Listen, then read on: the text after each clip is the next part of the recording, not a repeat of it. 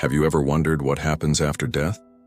What if someone came back from the afterlife with an urgent warning directly from Jesus about an event that is about to shake all of humanity? In today's video, you will hear the shocking story of Joshua Blake, an American who died for a few minutes, and came back with a divine revelation about the 3 signs that precede the dreaded 3 days of darkness. Get ready to hear a true, shocking, and prophetic story. One that could change your life. Before continuing, leave your like, subscribe to the channel, and activate the bell so you don't miss any videos like this. And comment below which city or country you are watching from. We want to see how far this message will reach. My name is Joshua Blake. I have 39 years old and I live in Kansas City, Missouri. If you're watching this now, it's because there's still time, but not much. It was an ordinary night, and a monstrous electrical storm was approaching. Thunder tore through the sky as if something wanted to break the veil between the visible and the invisible. At that time, the city radio was already announcing power outages, but no one knew what was happening. That would be the last sign of normal. My wife called to me from the bedroom. "Josh, the lights are flickering again." The next moment, everything went black, absolutely dark. Not like when the power goes out. It was a darkness that had weight, as if it had life. I felt a strange chill. The ground seemed to spin beneath my feet. And then, my heart stopped. I heard no screams. I felt no pain. Just a deafening silence. That was the moment of my clinical death. That's when everything started to change. My soul was ripped from my body as if someone had pulled a curtain. I found myself lying on the living room floor while my wife tried to revive my body in a panic. But I was above, floating, watching everything without being able to do anything. Suddenly, I was pulled by an invisible force and taken to a region outside of time, where reality itself seemed to fall apart into fragments. The first thing I heard was a clear voice which did not come from outside but from within me. "You will see the 3 signs. When the 3rd one comes, tell them, do not look out." I didn't know what it meant, but Jesus appeared. Not like in the pictures in the church, but like a living light that burned without burning. Beside him, all fear disappeared. He looked at me with compassion and spoke firmly. "The world is about to plunge into the deepest spiritual chaos. But I still have a people. You will be a witness. Do not go back silent." That's when he showed me the first sign. Jesus raised his hand, and as if by a snap of spiritual fingers, the scene changed. I was now above the planet, as if hovering in the vacuum of space. And then I saw it. The entire sky exploded with color. Aurora Borealis danced, not only at the poles, but over the entire planet. What was once exclusive to the Arctic now covered Texas, Florida, California, the entire southern hemisphere, even the Sahara. Tones of radioactive green, intense purple, and electric blue snaked across the sky like serpents of light. People began to leave their homes, mesmerized. Children pointed with glowing eyes. Adults recorded videos, but few felt what I felt there with Christ: terror. Jesus looked at me and said, "This is the first sign. Beauty will be the disguise of judgment. Many will applaud the spectacle, few will hear the call." On earth, I saw people celebrating. In New York, a crowd cheered the sky as if it were New Year's Eve. In Los Angeles, influencers were live streaming, hashtags like Heavenly Miracle. In Chicago, where I grew up, I saw churches fill up. But I also saw clubs start up under the crack of dawn, as if it were the new normal. Jesus took me to the hearts of the people. And then I saw souls like torches, others like coal. Some cried in the silence of their rooms. Others scoffed, saying, "It's just science." "The light has been allowed to separate those who still have ears," he said, "but most have already chosen not to listen." And then the light intensified and disappeared suddenly, as if someone had pulled the plug on the sky. The world stood still, For a few seconds, the entire planet seemed to hold its breath. I knew without anyone saying it. The countdown had begun. Jesus whispered with noticeable pain, "They will see the second sign, but the third will bring the veil, and whoever looks out at that time will never come back." After the dawn disappeared from the sky like a broken whisper, I felt something move, not in space but in time. Jesus took me to a point above the American continent. It was like watching a movie, but every scene was real, pulsating, full of pain and despair. I saw the faces. Confused people feeling in their spirit that something was wrong but not understanding what. The streets were crowded but quiet. Cell phones stopped ringing. The internet was down. It wasn't a technical problem. It was an ordered silence, as if heaven itself had pressed a button. It was then that the second sign happened.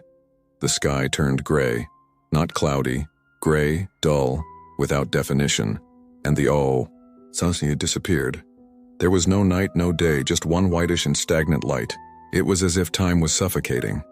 I saw families hugging each other, people locking themselves in their homes. Others, desperate, ran to markets, looted stores, thinking it was just another social collapse. Poor fools. Jesus looked at me with immense pain in his eyes. Even though he was the light itself, he cried, "This is the second sign, Joshua. The suspension of time. I have given you 2 hours, not to run, but to kneel." 2 hours. I saw mothers screaming, "Go home." Parents turning off their cars in the middle of the road to pray. Young people on their knees in basements opening Bibles with shaking hands. But I also saw parties continuing, raves happening with candles, groups jeering. "Where is your God?" I saw pastors who never believed begin to pray. I saw skeptics crying, pouring out their souls at the last moment. But I also saw religious leaders turning off their microphones and saying, "Calm down, this will pass. This is just another solar phase." But it wasn't. I saw a huge clock suspended above the planet, made of light and sound, marking an invisible count. Each second sounded like thunder in the spirit. Tack, tack, tack. And then Jesus said something that made my spirit tremble. "When the last chime rings, the third sign will come, and with it, the veil will fall." I saw some families kneeling, praying with their windows covered and consecrated candles lit. Their homes shone from within like fortresses of light, invisible to human eyes. But outside, chaos. "They think they still have time," he whispered. But the clock didn't stop. The spiritual clock that hovered over the world struck its last chime. But it was not a sound. It was a bang in the soul. I felt the sky tore, the veil fell, and with it living darkness took over the earth. It was not night, nor shadow. It was a living entity, thick, viscous, almost liquid, descending like an invisible tsunami. People looked up, waiting for the sun to return. But it didn't. It had disappeared. And then I heard the voice that Jesus told me to repeat. "Don't look outside." But many looked. I saw a young woman in New Orleans open the curtain for just a second and screamed as if 1,000 spiritual knives had cut his mind. I saw a man in Denver, curious, open the door to see if it was true, and he fell to his knees crying blood until he lost his mind. What was out there, it wasn't just darkness. It was creatures, dark, deformed, tall as trees, with flaming eyes, twisted mouths, and long claw-like limbs of living smoke. They were spirits of the abyss, released by divine permission, not to punish, but to reveal hearts. Jesus said to me, "They are not allowed to enter, but if they are seen, the mind tears, the soul twists, not because I condemned them, but because they chose to look upon what was forbidden." Inside the houses, the scene was divided. Some were full of prayer, praise, sacred silence. The candles burned with different flames, almost like little columns of living light. There, peace reigned, but in other houses, the windows were open. The TV was still on. People were confused, mocking, drinking, ignoring. And then, the demons knocked. I saw shadows passing across the walls. I heard voices whispering names. I saw people running to the bathroom, to the attic. But it was too late. Those who mocked were consumed. I saw a church in Texas with the doors locked. Inside, there was only 7 people praying, and above them, like a shield, the presence of God himself hovered. Outside, hundreds of people were knocking on the door begging, but there was no way to open it. Jesus looked at me, and in his voice there was love and pain at the same time. They laughed. They had time. Now, all that remains is silence and judgment. I saw the earth submerged in a night that was not night, in a scream that no one could hear. And in the middle of this scene, millions looked out and never came back. The hours ceased to exist. Time no longer made sense. It was like being trapped in an eternal moment of anguish. The darkness was so dense that it seemed to have a smell and taste, a bitter taste like rusty iron and ash. Absolutely nothing could be seen, not even his own hand on his face. I saw from above, with Jesus by my side, the houses that resisted and those that didn't. It was like observing a spiritual battlefield. Inside the houses of prayer, there was light, but not electric light. A supernatural, soft and warm light emanating from sincere prayers, from open Bibles, from tears shed in repentance. There, the demons beat, scratched, roared, but could not enter. Jesus revealed to me, "These are the houses sealed by my blood. Those who sought me before the darkness now rest under my shadow." But in the other houses, horror reigned. I saw a man in Chicago who scoffed at the first sign. Now, was huddled in the corner of the room, screaming for something invisible to stop whispering his name. I saw a woman in Atlanta who had promised to convert after Christmas. Now she was trying to peel off her skin, as if something was crawling inside her. We guiltless children crying, hiding, under tables while their parents ran in circles, completely overcome with panic. In many homes, the screams were of belated repentance. In others, they were of possession. Jesus showed me huge, deformed creatures, wandering the streets like liquid shadows. Their voices were muffled screams, distorted tongues, grunts that passed through the walls like venom. They sang hymns, backwards, mocked biblical passages, recited the sins of the residents out loud. And then, a horrible thing happened. Some people started opening the windows. A 10-year-old boy, guided by sweet voices outside, opened the door just a crack. Her body fell like a doll. Her eyes were white, her mouth open. Your soul. I saw it being sucked into the darkness by a laughing creature made of smoke and multiple eyes. Jesus looked at me deeply. Even now, there is still a chance for those who call out to me sincerely, but they are few, very few. And then, he made me feel the pain of every soul that was lost, as if every scream pierced my spirit, as if those who refused the light had driven thorns into the heart of God. There I understood. The 3 days of darkness were not created for punishment. They were allowed for separation, to reveal who truly knew the light and who only walked in its shadow. As darkness covered the planet like a spiritual prison, houses became the real battlefields. Not by the walls, but by what was inside, faith or fear. Jesus took me spiritually into several homes around the United States, and each one was a universe. In the first one, I saw a family kneeling in the living room.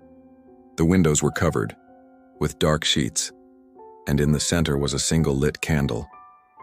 The mother cried softly. The father prayed with the Bible trembling in his hands.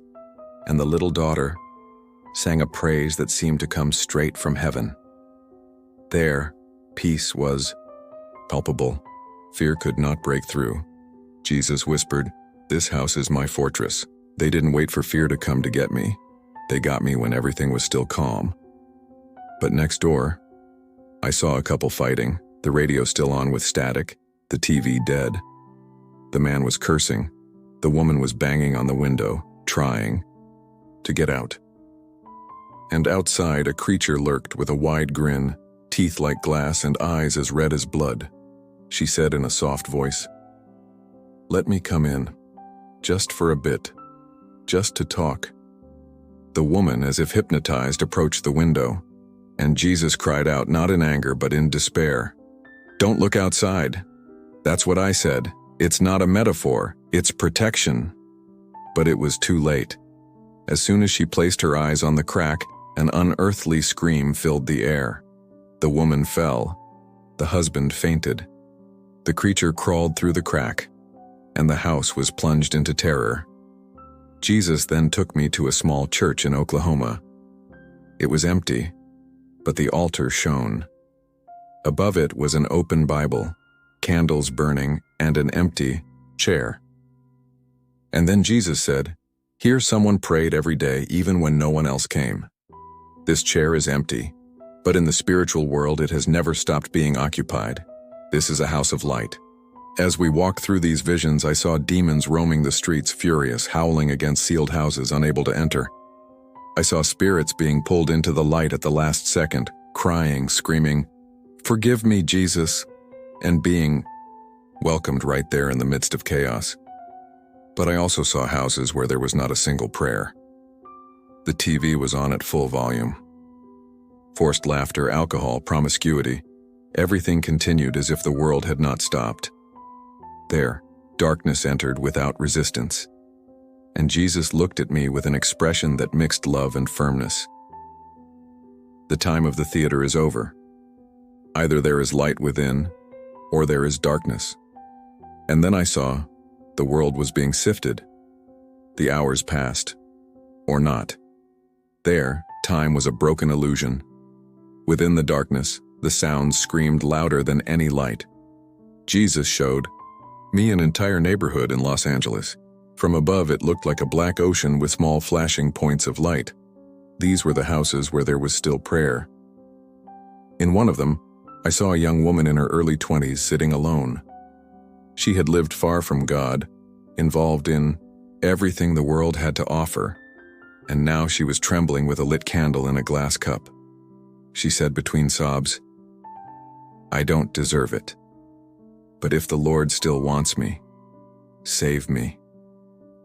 At that moment, I saw an invisible column of fire come down from heaven and envelop his house, and Jesus said, "Even now there is mercy." But she was one of the few.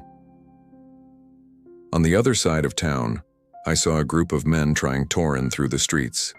They thought they could hide in higher places, escape the darkness as if it were smoke. But darkness followed them, like an animal, like judgment with teeth. One by one, they disappeared. Their souls, when they left the body, were not pulled up, but down. And the sound they made, I will never forget. Jesus squeezed my shoulder and said in pain, "They knew, but they scoffed. They saw the signs, but they said, it's just a coincidence." And then I was taken to a hospital in Detroit. There, in a ward where the power had failed, a man lay, breathing through switched-off machines. He was conscious. I knew I was going to die. And in the middle of the darkness, with his last breath, he whispered, "Jesus, even now, take me to the light." At that moment, a flash of light filled the room.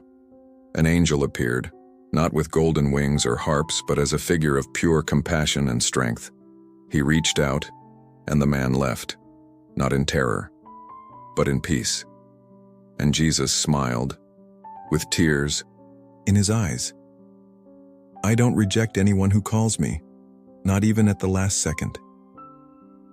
In the darkness, souls were divided, not by merit, not by status, but by a single choice: to believe or not to believe. Whoever knelt, whoever cried out, whoever surrendered was saved. And there I understood something that destroyed me inside. Darkness did not come just to destroy. It came to reveal those who were already blind, even when there was light.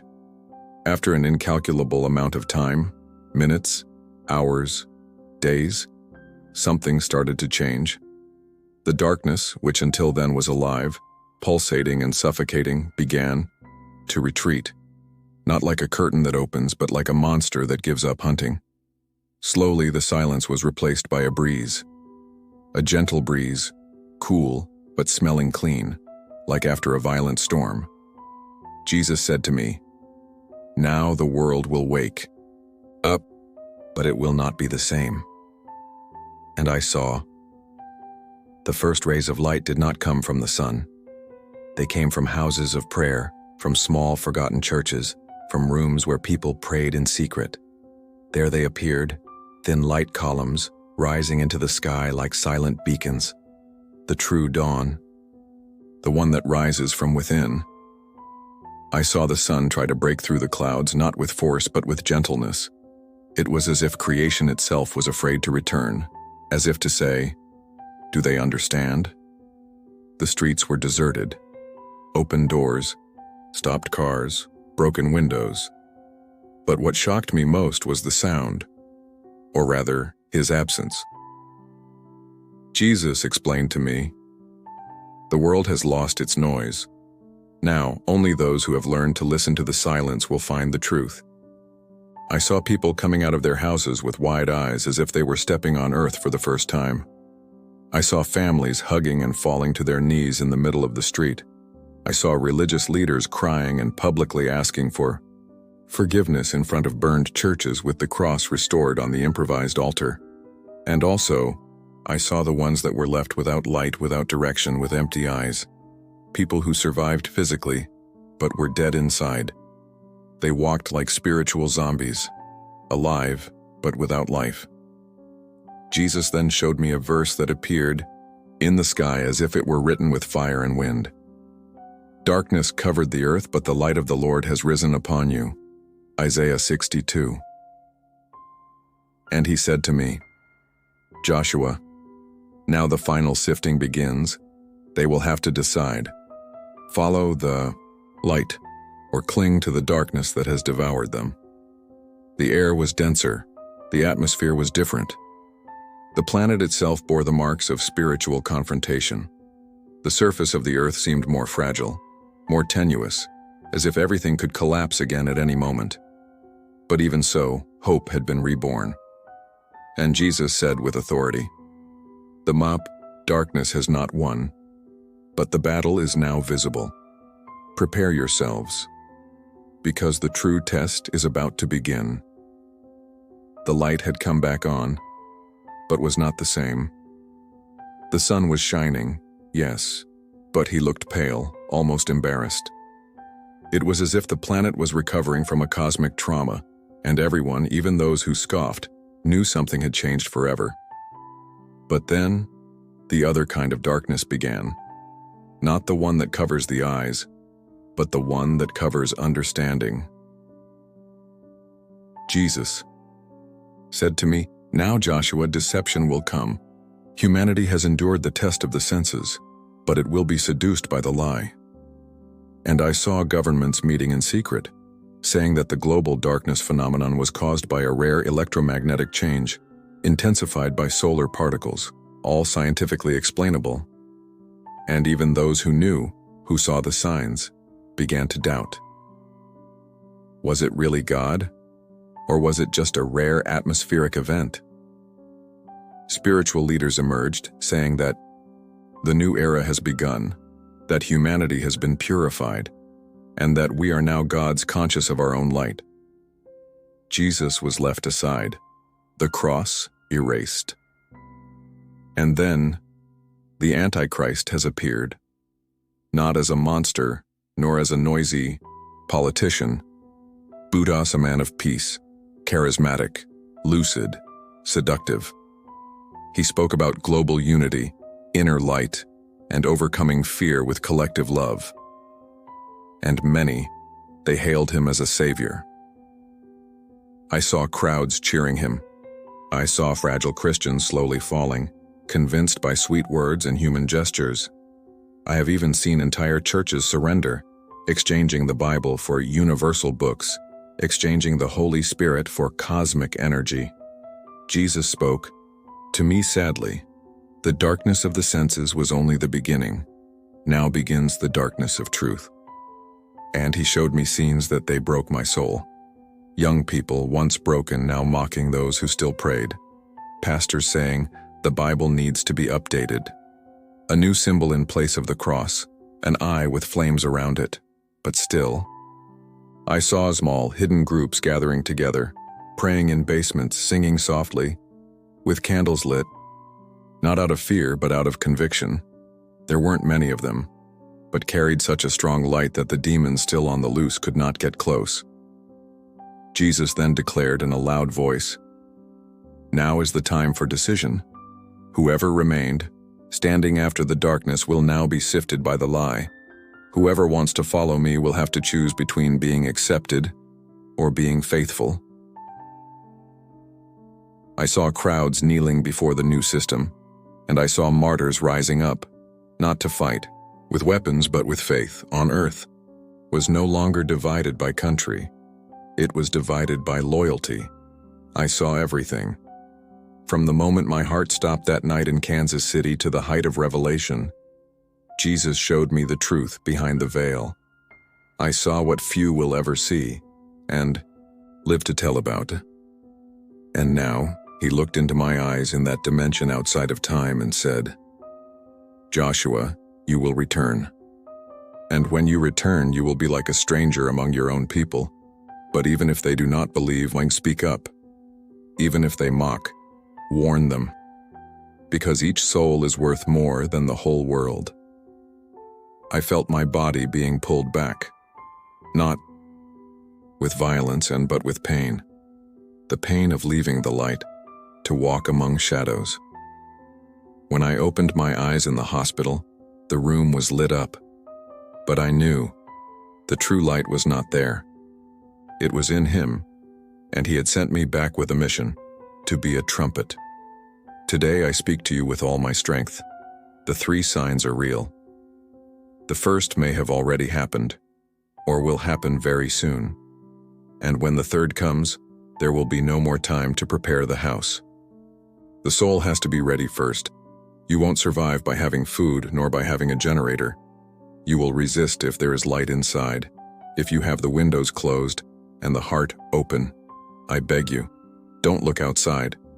Not because of superstition, but because outside the judgment crawls. If you hear voices during the days of darkness, do not answer. If someone knocks, calling by name, do not open. It's not your neighbor. He is not your relative. It is the spirit that imitates, that deceives, that kills. Jesus said to me, "Those who stay inside with me will see the light rise again, but those who expose themselves will be consumed." That's my mission. I am not a prophet nor a pastor. I'm just a man who saw and came back.